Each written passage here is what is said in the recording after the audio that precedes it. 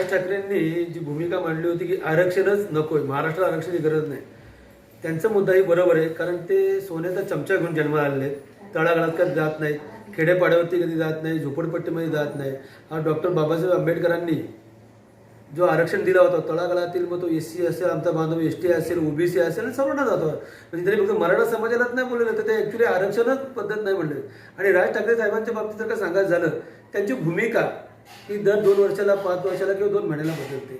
आपण पाहिलं असेल, मागे त्यांनी सांगितलं होतं की आर्थिक निकषावरती आरक्षण द्या, आता माझं आरक्षणाची गरज नाही असे. त्यामुळे त्यांच्याकडे एवढं लक्ष देत नाही. फक्त एवढंच की आपल्याला ज्या गोष्टी कळत नाही त्यामध्ये बोलू नये, एवढंच माझं सांगणं आहे. मावळ मतदारसंघामध्ये आपल्याला उमेदवारी खासदारकीसाठी जाहीर केली होती.